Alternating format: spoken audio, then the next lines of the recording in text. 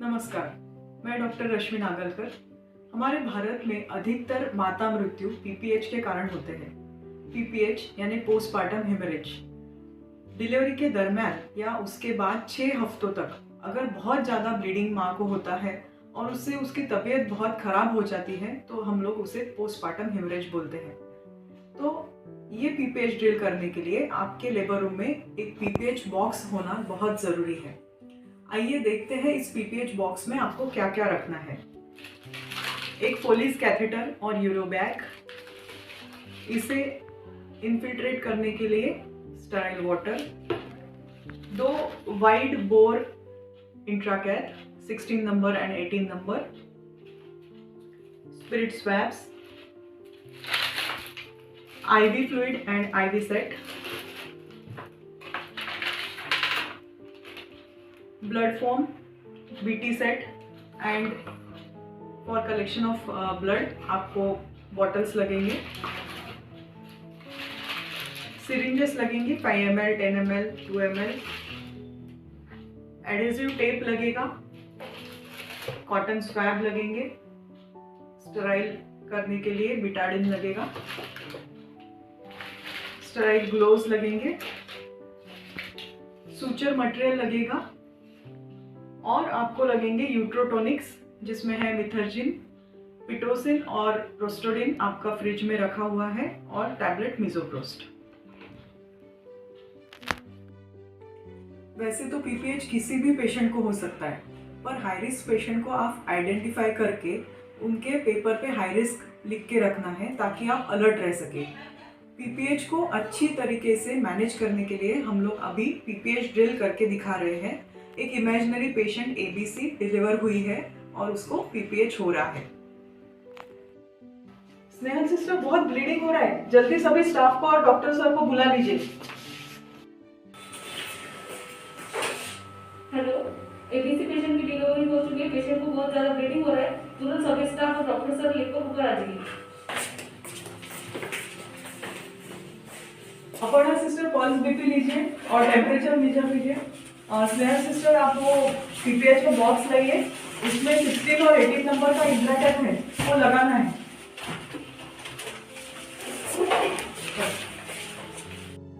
लगा रही हूँ। हाँ, तो वो ड्रिप में पिटोसिन डालना है 10 यूनिट्स और फास्ट देना है। हाँ, बीपी कितना है?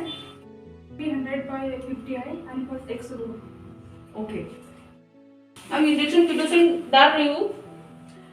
ब्लड भी लेना है क्रॉस मैच और बाकी ब्लड टेस्ट के लिए। ठीक है मैम। शुभांगी सिस्टर, वो ऑक्सीजन चालू कर दीजिए पेशेंट को और वार्म रखना है तो पेशेंट को ढक दीजिए वार्म कपड़ों से।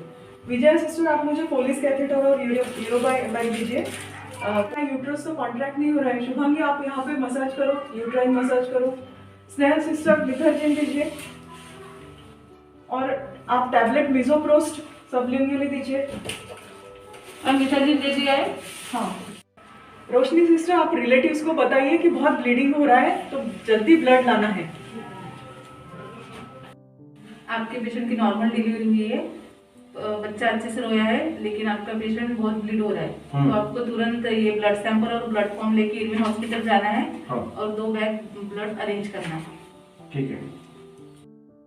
अरे, ब्लीडिंग अभी भी नहीं रुक रहा, यूट्रस तो बहुत ही फ्लैबी है।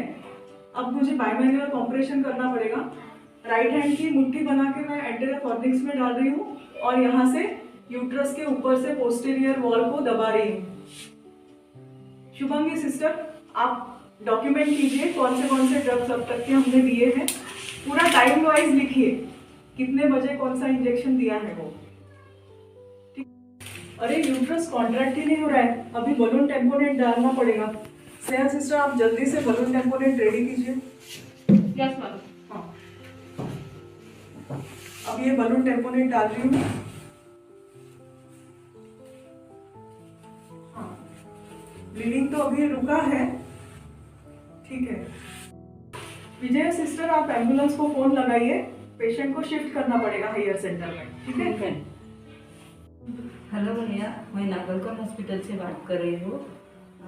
यहाँ डिलीवरी हुई है तो दूसरे अस्पताल में एडमिट करना है, तो आप एम्बुलेंस लेके जल्दी आ जाइए। रोशनी सिस्टर, आप रिलेटिव्स को इन्फॉर्म कीजिए कि पेशेंट को शिफ्ट करना पड़ेगा। आपके पेशेंट का ब्लीडिंग रुक गया है, लेकिन उन्हें अगले ट्रीटमेंट के लिए दूसरे हॉस्पिटल में शिफ्ट करना है। हमने एम्बुलेंस को कॉल कर दिया है। आज आप सबने मिलकर बहुत अच्छा काम किया है।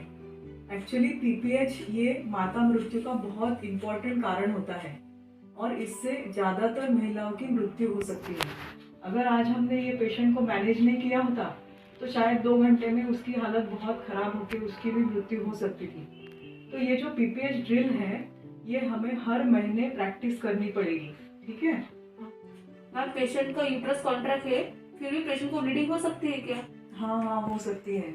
एक्चुअली अटोनिक यूट्रस ये मोस्ट कॉमन कॉज है, बट कभी कभी इंजरी भी होती है तो वो एक्सप्लोर करके हमको रिपेयर करनी पड़ती है। अच्छा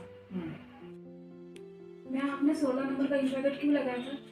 एक्चुअली अपनी पेशेंट शॉक में थी ना, तो उसको फास्ट आईवी दे के हमको रिससिटेट करना था। मैम, पेशेंट को घर जाने के बाद भी पीपीएच हो सकता है क्या? हाँ, हो सकता है। उसे हम लोग सेकेंडरी पीपीएच बोलते हैं। कोई अगर टिश्यू अंदर रह जाता है या कुछ उसको इन्फेक्शन हो जाता है, फीवर आता है, तो सेकेंडरी पीपीएच हो सकता है। ऐसे पेशेंट को हमको एडमिट करके एंटीबायोटिक देके पिटोसिन की ड्रिप लगा के मैनेज करना पड़ता है। अगर आपको हमारा ये वीडियो यूजफुल लगा है तो हमारे चैनल को लाइक और सब्सक्राइब जरूर कीजिए। Thank you.